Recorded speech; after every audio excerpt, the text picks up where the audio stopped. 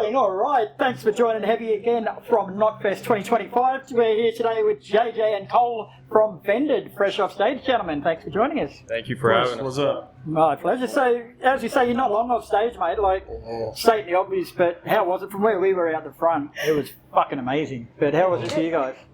It was fucking mental. I mean, yeah, we just played in Melbourne, and that was sick. And then we come here and had no idea what to expect, and it was fucking crazy. You know, super hot. We were given the energy, and the crowd was reciprocating. So that's all you can ask for. Just go hard. No, that's what I was going to bring that up. Like, he's looked overwhelmed a couple of times on stage here. Like, was that the heat, or was it the crowd response? Oh, it was definitely the heat. I thought so. Yeah, Griffin was throwing up, and no, we're just going hard. It's just how we work. Train keeps rolling. Yeah. Keep going. Stand straight. So speaking of the train keep rolling, you did have a fill-in drummer today, a gentleman by the name of Josh, who did a fantastic job. Like, how long did he have to learn your shit? He was like, it sounded flawless from where we were. About like 24 to 48 hours notice, pretty much. Yeah. So wow. We took our 15, 16-hour flight from LA to here, and then we immediately got off, checked into the hotel, went to his house and rehearsed. Who is he? Where's he from? He's a fucking machine. He's from Melbourne. He plays in the band called The Gloom in the Corner. Okay. Yeah, he plays drums in that band. Yeah. That explains a lot. They're a very fucking good band. Yeah. Nice. And are you guys all from Des Moines, Niall? Yes, sir. Yeah. We all went to school kind of in the same area and met through, going to school 14 years old, whatever. So we just met like that and decided to start a group all in Des Moines. So, yeah. And what do they put in the corn over there? Because every musician I've ever heard of from Des Moines is fucking sensational. Yeah. I don't know. It's a lot of fucking nothing. So you don't got much in Iowa. So we fucking play some music. So, Sounds very simple, but I'm sure it wasn't that simple. No, there's a lot more levels to it, but yeah. Very nice. So, short for Vendetta, you guys come out there and play like you're going for fucking vengeance and have such a huge presence. How is our festivals over here standing up to the States? Oh, it's fucking badass. Yeah. We love Australia. It's seriously so cool. Everybody's so nice. The crowd is always reciprocating, and I mean, hell, you drank a fucking chewy today. Oh, you did drink on it? Yeah. Hey, why would that? Why That's not? been on someone's It's foot. fucking badass. I wouldn't drink anything that's been on my foot, so I wouldn't drink off It's anyone not on the else. bottom, it's on the man. That's what's on the inside that counts. inside. Yeah. You're I right. had to hit it though, I had to. How do you feel afterwards? It felt great, I mean, yeah. Definitely something in the Damn corn. right. Definitely something in the corn. Yeah. You guys have been together for quite some time now. Do you feel like you've morphed into the band that you set out initially to be? Pretty much, and we're always evolving and Yeah. always morphing, I mean, we're a completely different band from when we were 14, 15, 16, when we first all met, to now all in our 20s, Yeah. And we're constantly going to try to get better, pretty much. Yep. And starting out, I guess there was a few obstacles in your way, one being age, two, COVID chokeholding the fucking world. Yeah. Do you feel like that only just pushed you to kick ass and go harder? Absolutely. Yeah. We played our first show 2 or 3 days before everything shut down. Wow. Literally Oh. right in time. So I mean, like, fucking sick show, but then nothing else, right? So it just sent us back to the rehearsal and the space or whatever, and it gave us another year to just shut the door and keep practicing and getting better. So Yep. it gave us a whole year to reevaluate and get a lot better. And then 21 is when everything started, coming back, Yeah. and we released music and started playing again, and we were just that much better after that. So Yeah. Actually had time to hone it in, kick Exactly, ass, that's come what out we the did. gates. Yep. that's exactly what we did. Is there a universe that exists where you guys wouldn't be musicians? No, I don't think so. No. no, this is what we were meant for. So that's what we're gonna do. Amazing. And who's the genius behind your stage cohesion with the outfits and the colours and?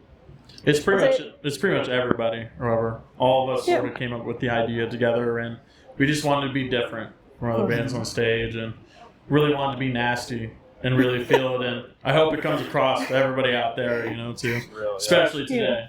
It's all Oh, you about guys being would a have been unit. so hot. Yeah. I was watching you, I was like, how the fuck are you in all black? I'd rather sweat than look regular. Yeah, that. yeah. Thank you. Quote for the day. Yeah.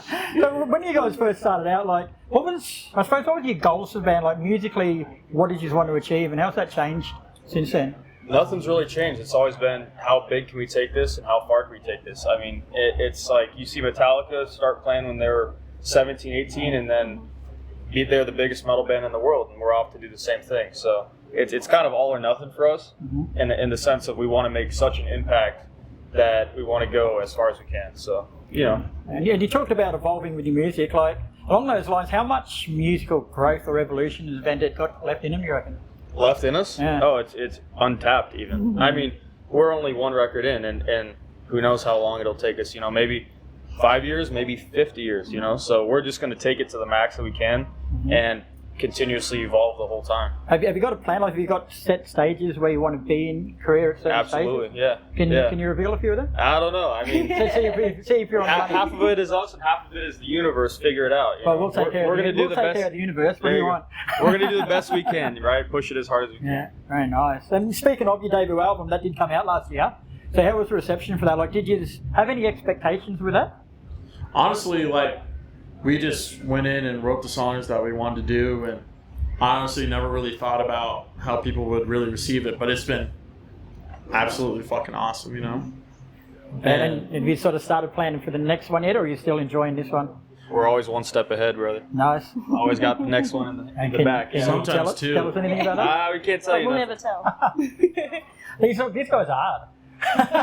Never know the next step. What's it like releasing an album in today's climate? Is it fucking terrifying, or is it just like, this is what we got, fucking take it? Not really. I mean, all this is just, you know, you're just releasing art and whatever stuff you want to make, you know? I mean, like, you know, the record label stuff is very interesting today because a lot of the industry is pretty much flipped upside down now at this point, and a lot of bands either need record labels or a lot of bands really don't need record labels now. Yeah. Can't do it off your own back. How do you G yourself up to go in front of thousands of people, like playing a show? Is it daunting at all, or do you just not really think about it? You just go out there and do your thing? I mean, like in the beginning, it was really nervous, but at this point, it's just natural. It's what we do. I don't really think twice anymore at this point.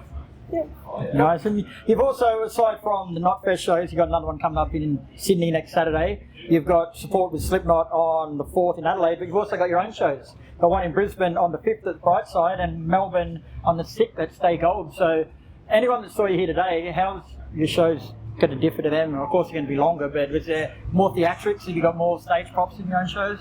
I mean, you can imagine what you saw on stage today packed into a 10 times smaller stage, 10 times smaller room. So, I mean, the energy just balls up, right? We're bringing the same fucking energy in the smaller room, and they even go crazier because the fans are right there. There's no barricade. There's no nothing, and we feed off of that. So it's even more intense. Is something that I would say. Really, and this is your first time to Australia? Yes, sir. Yeah. So you've not heard you say on stage you're going to be back soon? Was that just like a? Our goal is always to be back. Yeah. You know, we always like to circle the world, man. We love it here, so of course we'd be. And the responses you've got, like, we all knew you were going to get a great response, but were you guys a little bit nervous, a bit anxious about what would happen? Like, you can't control that, I know, but you never know. I mean, you could go on there and they fucking hate you. We're going to play the show, though, and we're going to give it all we can, but they love this, so this is cool. Right, it's good to see it reciprocated. Very nice. Now, before we let you go, guys, I've got one heavy shirt here, it's large, but we at Heavy love the use of the word cunt. And you guys said it off stage a fair bit. So we would like to welcome you to the Heavy family. We've got one large, so whoever in the band wants it. It's a large heavy shirt, but you're officially in the family Thank of you. cunt. Large Right and now, in so charge, brother. Large and in charge. Oh, amazing. Very nice. All right, you got anything else, Kyra? I just want to know, with all the huge festivals that you guys have played, like, fucking incredible, is that all your bucket list moments done, or what's the biggest life-changing moment for you? Oh, it's never ending. Yeah. After you do, you know, one fest, there's this other fest. I mean, fests are coming back, like Warped Tour is back now, and I mean, Mayhem did their thing and all that stuff. I mean, there's always new levels. So I mean, one day I would like to headline an arena, you know, and maybe one day I also like to headline a goddamn stadium. Goddamn stadium. What else has you got coming up for anyone watching? Like, doesn't have to be in Australia. Like, what else? What do you got for the rest of the year? We're doing a U.S. tour with While She Sleeps and Bury Tomorrow in April, so that'll be the States. We're doing Warped Tour. We're doing, you know, just a ton of stuff. We're trying to fill out the whole year, keep the train rolling, you know. Damn straight. All right, guys. Well, thanks very much for joining us. Thank you. Pleasure getting to know you. Thank you. Awesome. Enjoy the rest of your time here. We'll see you on Wednesday night. We'll be there. You'll be there? 100%. Oh, We'll just get you to sign our heading. Yeah. Thank you very much. Hey there.